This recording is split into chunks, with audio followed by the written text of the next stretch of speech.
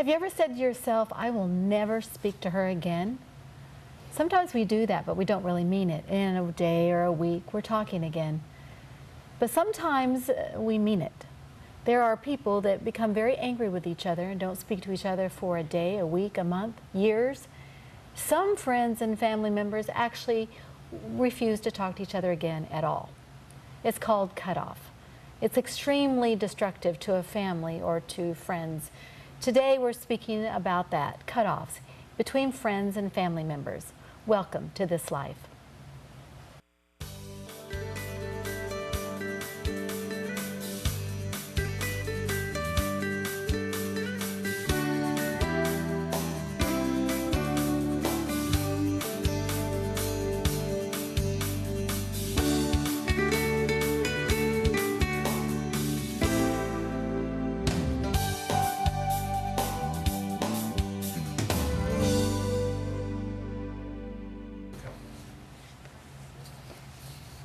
Today we're talking about fractured families, and I have 5 facts I want to share with you ladies.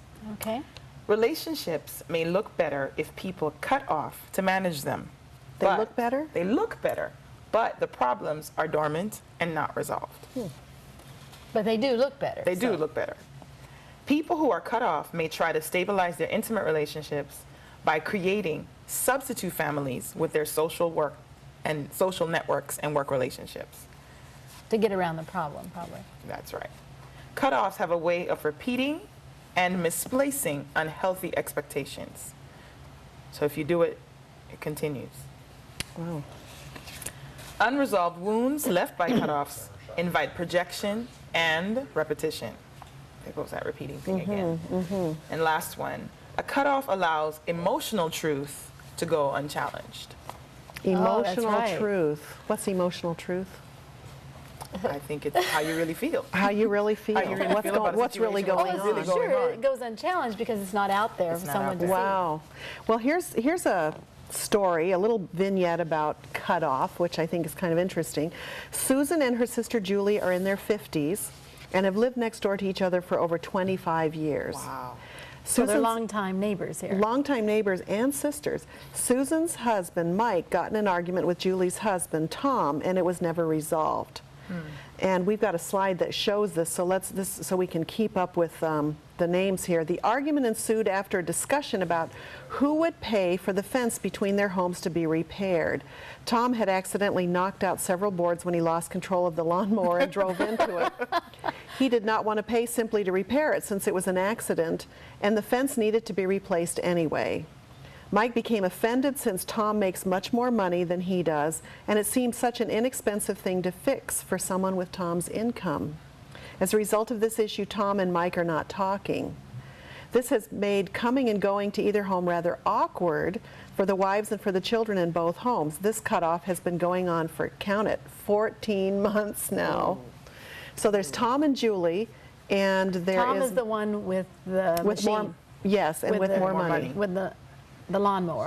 Yeah. Of course, he might have more debt. We don't know. We don't know that. Yeah. So there's a cutoff, and it's been going on for 14 months about this silly fence, which probably isn't silly when you don't have money to repair it. So there's a cutoff between Mike and Tom, but not between Susan and Julie, the sisters. Well, who do you be loyal to? Do you be loyal to your husband, or do you stay loyal to your sister? Do you keep in communication with your sister? So they're all starting to avoid each other. Here's what I can't figure out is how you lose control of the lawnmower. How does that happen? Well, I've done that before, actually. Okay, so mowed down a bunch of blueberries once. Oh my goodness. Tom lost control of the lawnmower, mowed down the fence. Ran smack into the fence, and rather than repairing it or replacing it, he's just waiting. He's waiting for... I'm curious as if they've had a conversation at all about this. They have had a conversation. And I think what's happened here is that Mike is embarrassed that he doesn't have the money to say, oh, just replace it, you know. I'll pay half. I'll pay half. He doesn't have half, and it's embarrassing. And so rather than talk about that, he's feeling really stiffed by his brother. So did Mike tell Tom that he needed to pay for it? Yes, because it was standing there until he ran into it with the lawnmower. The fence was there, and now it isn't. It didn't do anything. It was just minding its own business. You know, what's interesting about this case, Barbara, is what's not being said. And we talked about the cutoffs earlier and some of the 5 facts about that. That the truth is not being said. And what's the truth? What's the truth? I can't afford it. Oh. You know, I can't afford it. That's from one respect, from Mike's respect, if I'm getting the names correctly. Now, on the other side of the fence, Mike's resentment is because of the fact that he believes Tom could actually pay for it on his own. Well, and you know, there's probably some issue with Mike is you mowed it down. You fix it. You pay for it. You pay for it, Right. however long it takes. So It's the principle. But then I understand Tom. He probably says, "Look, we paid for this fence together, and it was needing replaced anyway." So you can see. But do you think it's really about the fence? Do you think that two families who have lived side by side, we're assuming harmoniously for 25 years, would suddenly break down over a fence? You know, or is there something undergirding it, or other things that maybe if it were didn't? women, I would say something undergirding it. But if it's men, It is what it is. You're it is saying- what it is. Oh, I don't know about that. I don't think that's true at all. I think that we as people, when things happen, we tend to kind of take it in and stuff it down and say, well, it really doesn't matter. And eventually what happens is we have all these things that don't really matter, but give me a chance to bring them out and I will. Yeah. And I know women probably tend to do that more than men, but there's probably something else going on here. Maybe that he's not comfortable that his brother-in-law has a lot more money than he does, or something around that. That might be part of it too. And I'm thinking about how transparent have they been being neighbors that long. I mean, the sisters married 2 different men. I don't think they're brothers. No. And they live next to each other for years. So who's really gaining the benefit of that relationship and closeness and transparency? I don't know that the guys are gaining that. The women may gain it, which of course is now in jeopardy because of, I'm not speaking to you, and this whole thing over the lawnmower and the fence incident. Well, and sharing things is difficult. I had a friend once who had a hedge that the neighbor just hated, and they came home one day and the hedge was just gone. Oh my. So I think, you know, being neighbors and knowing how to share something like that is in and of itself difficult. Yes. I'm thinking about the children. You know, if they know that my daddy in my house isn't talking to your daddy in your house, does that mean we can't be friends anymore? So it's affected the whole family. But they're more than friends, they're cousins. They're cousins, so it's even worse. It's even worse. This is even this worse. is So you're telling me these people come and go, Mike and Tom, and they just don't And so do the wives, and they try, you know, maybe they'll wave across the broken down fence, but they won't talk. So this is kind of a silly but a very obvious cutoff. Well, you say silly. I know what you're saying. It's small, and yet it's become quite large for these people. Oh, definitely. Yeah. So what would we say to someone who is having that kind of a cutoff situation? You know, one of the things I would think of is make the time to sit down and look at what's really going on. You know, what you've lost, because I'm thinking of all the years of just family that they've lost over this fence situation. You know, it doesn't seem worth it to me. Whatever the cost is, as you were saying before, if you need to do a payment plan, do a payment plan and pay off the fence. You know, but you're losing so much over something that seems so trivial. You're changing the lives of your children, who are cousins. You're affecting the relationship between the wives. And whatever relationship the gentleman had is now up in smoke over a fence. Well, but another problem is once you've started a cutoff, then it's hard to break it. Like, who should say something first? And what should they say? And how do they know the other person's ready? And why does that sound like elementary school, though? You know, it almost sounds elementary, but yet in the schoolyard at that age, they make up very quickly. But you know something, there's an interesting theory, actually, a family therapy theory about cutoffs, and it's something that Murray Bowen devised, which you know about. And what he said is that when people get really anxious dealing with each other, they will either cut off or they'll bring someone else in as a buffer, and we call that a triangle. Right. So if these people were very anxious, do you think they can get together and talk through this?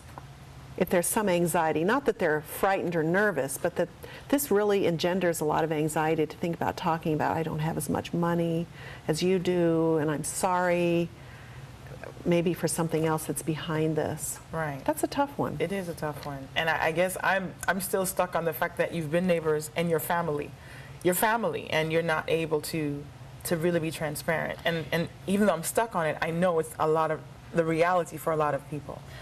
I want to say something that sounds crazy. I think one thing is to not move too quickly to repairing it.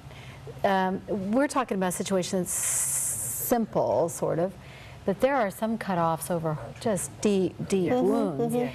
And the pain runs so deep, is that people just have to separate for a while to get themselves together, to figure out what's going on with them even, to maybe do some growth, personal growth. So I think one thing about cutoffs is not to just assume that when there's a cutoff, it ought to be repaired tomorrow. Immediately. Absolutely. Usually when there's cutoff, it's because of a lot of pain, and how to respect that pain is difficult. I'm wondering too, since a lot of cutoffs, I mean, we're talking about cutoffs in the family, not just between friends or neighbors, but when you have a cutoff with a family member, there is tremendous pain, but there's also a lot of emotional history. Yes. And that really ties into why you don't want to talk first, or do I say something or do I not? What if I say something and I put myself out there and I'm rebuffed? Well, see, that's scary. You've been not talking for a while, and what if let's say I'm Tom, and I come to you, Mike, and I say, you know, any chance we could talk about this? Well, what's to talk about? See, exactly. Now that's what I'm most afraid of. What's to talk about? You mowed it down, you put it back up. That's what I think the fear would be. See, now I'm sitting here like, oh. Now, I want to throw something into the conversation now and say, okay, we haven't talked about their religious affiliation at all. I'm thinking about from the perspective of people who are religious, people who have a relationship with God. Cutoffs exist in that context as well, and they also have deep. They run very deep. And people cut off even from their churches. So there's those. Yeah, so it's there, and I'm wondering about, you know, this notion of really taking that hurt and that pain to God, and really allowing Him to bring the healing and the restoration that's there. And sometime in that process, you might even go to a therapist or a counselor or a trusted but let's friend. say Tom did that, and that's why Tom is ready to talk. But then he goes to Mike, and Mike says, "What is there to talk about?" What? That's true, because I know families where there's been cut off for years and years and years, and it seems like a pretty easy thing to fix. And one person, actually, I know of a cutoff where both people are dedicated to God, but they say in this life it can't ever be. Wow. Which I think that does represent a lot of pain. A lot of pain. The difficulty is, like you said, Dilys, it's hard for the children because they didn't ask for this and they're caught in the middle. And how do children learn how to negotiate difficulties? Absolutely. And how do they learn how to stay neutral? Because you really have to be kind of an island in the middle of this conflict so that you can communicate with everyone. That's one of the rules about having, if there is a cutoff or some anxiety in a family, that you have to be neutral and be able to talk to everyone without keeping secrets or carrying messages or getting tangled up in the business that's between the two parties. And that's something that has to be taught.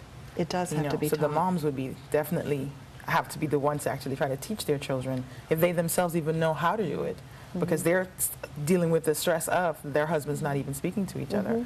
But because if they don't, as we talked about in the beginning of the show, it's going to be repeated. What the two men have now done is set up a paradigm for these children to act in. That's what they've. If this doesn't get fixed, this is what I know. So this is what I'm going to do. So now it's going to affect a whole new generation of relationships and friends and so on and so forth. So we're talking about cutoffs affecting relationships, affecting your relationship with God, and your relationship with God affecting cutoffs. I want to add to that it affects our health. Yes, you know, absolutely. because if the anxiety it takes, well, I'm just thinking, what it takes to walk past another person and not acknowledge them. It's painful on both sides. I think the biggest amount of pain I have felt is that when someone just acted as if I didn't exist. That's extremely difficult. So So we've got health consequences, social consequences, Spiritual consequences. spiritual consequences.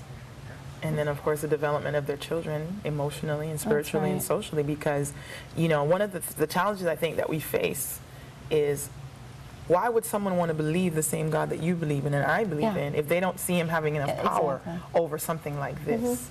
And I think one of the things that I would say to these two sisters about the situation would also be, you know, pray about it and really allow God to bring peace. Because sometimes in the space that you do need to separate before you can come back together, sometimes you may not. But if you're able to find the peace to move forward with that, at some point, the hope is that the other person would be able to receive that and learn from that. And in my mind, they're in the most difficult situation Yes. because part of me wants to say, don't cut off just because your husbands are cut off, your Right. sisters. Right. The other part of me would say, what do you say when your husband has said, look, honor, That's right. don't go Oh, mercy. beyond, you know, But Ephesians says, as unto the Lord, Ephesians 5:22. and what would that It says, wives, submit to your husbands unto the Lord. You know, this behavior of not speaking not of unto the Lord. No, I don't see God getting glorified at all. Well, you know, I in would it. say if one of these ladies, is it Julie and Susan, are going to talk, that they should say right then and there, I can't do that. Right. I can't do Right. what you're asking me to do. But don't pretend you're going to do it Yes, 'cause and that then would be go behind their dishonest. backs and Yes. yeah. This is really hard because kids get caught in this and they don't know what to do. They don't know what to say.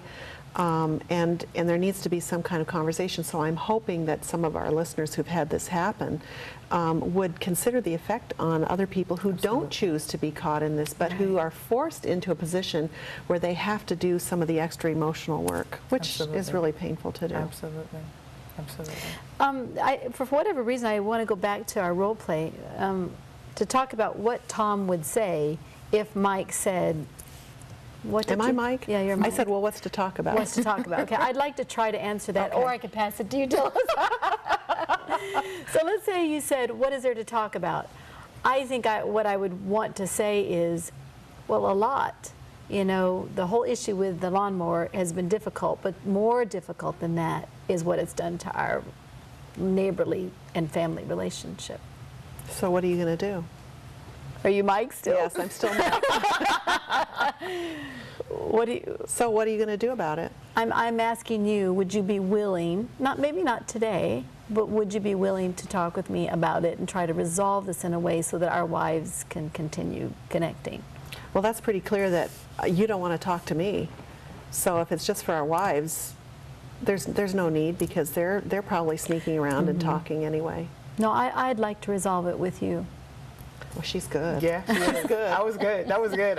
Yeah, I'm trying to muster all the irritation I can and be really calm. Actually, you know, it's interesting in the role play, I felt really sad when you said, well, obviously you don't want to talk with me. I'm like, oh, but I do. And I realized I hadn't conveyed that. No, you didn't convey that. No, I So, realized. yeah. Because it's hard to convey that. Because if Especially when you're saying it to someone hostile to you. Yes, because you want to say, well, just forget it. That's right. Yeah, let's right. fight. That's right. That's right.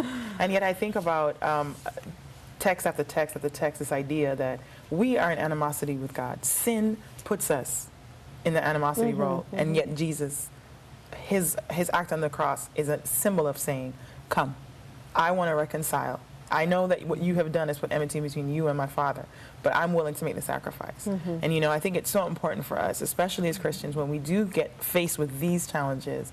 People have hurt our feelings deeply, you know, baggage that we're carrying, to be able to really bring it to Christ and allow, if you think about what he's done for you, then wow. That you can extend Then you can that. extend it to Well, someone it's a very else. secure place because I know as soon as you said you don't want to talk with me, there's this real secure place in me that said, oh, yes, I do. And because, you know, sometimes it gets you ruffled. Like, Right. why would you say Think- that? And how right. could you think that? Right. And so it's hard not to jump off on these tangents because Mike is, in a sense, almost challenging Tom to jump off into a tangent. That often happens. Yeah. We can't let it go. We've got to keep it alive. Yeah, yeah. It almost, you know, that's interesting that you just said that. Sometimes cutoffs feel so good. Yes. You don't want to, because it's your way of getting safe. revenge. Well, Yes. it's safe too. You don't have to Yeah. deal with the issues. You don't have to deal with it. But yeah, revenge does feel good sometimes. Speak the truth. We won't ask for show of hands on that. No. We won't. All right. Let's go to some questions, shall we? I was waiting for one of you to say, how about the questions? But I'll say. All right. I'm laughing because the first question is difficult. The first email question we have is cutoff ever good or necessary? Yes, I think it is. I think it is. I think it is. I concur. Will you concur with me? Yes, I do. So what is your reasoning? I think it's good sometimes if it's going to help you create boundaries that you need in a relationship that is not working well, where you are being consumed by the other person. Sometimes it's good to cut off for a period of time, to kind of stop, do some work, as we were talking about before, doing some reflection and seeing how is this relationship being beneficial to you or detrimental to you, and also seeing how you will return to the relationship. I was just going to say, cutoffs are so destructive that if at all possible, I would say never cut off without explaining to someone that you're going to do that. Okay. And that you hope there's a time when you'll return. Because if you just cut off and the other person isn't desiring that same thing, it is devastating.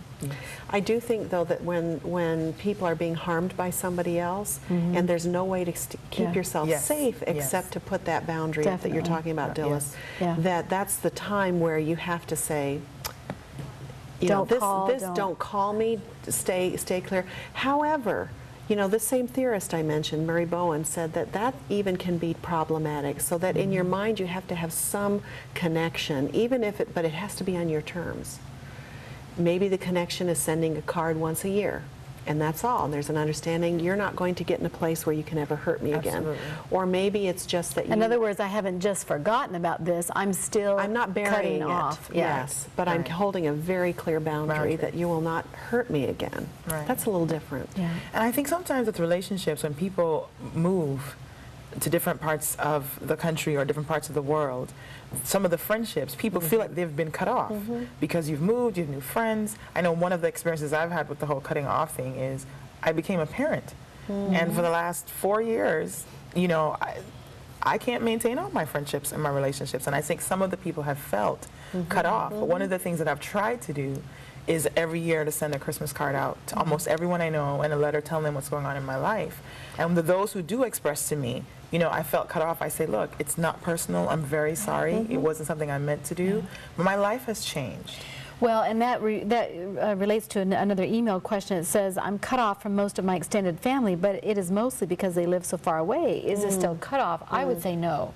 Because there's a difference between cut off Yes. and distance. Yes. You You're can just be not. you can be physically gone but emotionally Yes. present, and Right. that's the Yes. difficulty. Yes. Yeah. All right, let's go to another one.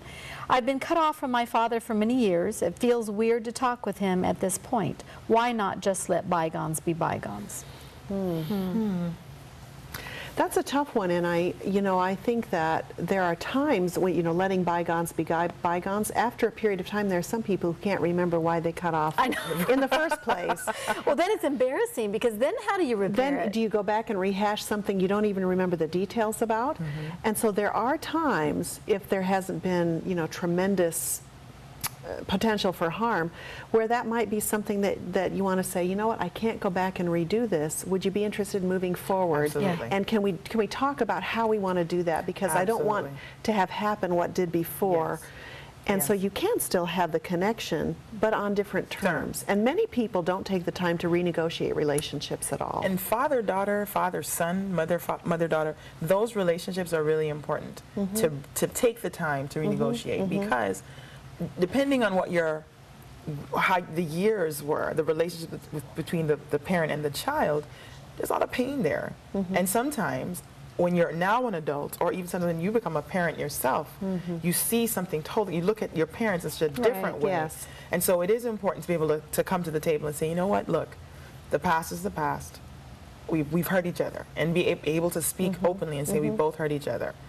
I'd like to start anew because I want to have this relationship, Well, I think, and then move from there. our bottom line that we're trying to say is that cutoffs aren't healthy for the most part. Yes. They're not healthy. Yes. Can I add something before you go on? I'll take Well. that as a yes.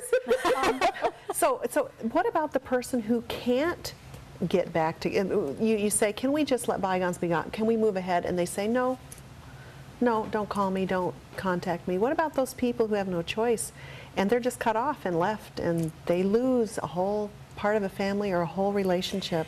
Well, actually, Barbara, that relates to the one I was going to read next. So let me just read it, and then I'd like to comment on that one, if I can find it here. It has to do with death. Well, I can't find it. Oh, can death be a type of cutoff? If so, how would I address it? The point I was going to make with yours is sometimes it's impossible to connect again, either through death or through the other person not wanting to connect. And there, I think, is where grief happens. Yes, And definitely. we can talk, we've done a whole Show already on grief. show on grief, but that's where you have to say, there's nothing I can do here, and that's hard. And to move on and get some help, I think, with Absolutely. that, to cope with that. Yeah. We have one final email. Someone in the family cut off from me. Since I am not the one who did it, should I be the one to try and remedy it? Tit for tat, huh? That's right. Well, Should I be the one? Yes, you should. And I go back to a biblical mandate from Christ. You know, if you go to offer your offering and you know someone has an ought with you, put your offering down, go take care of it. Now, tempering that is Do I look Paul's, like I'm about to disagree? Yes, yes.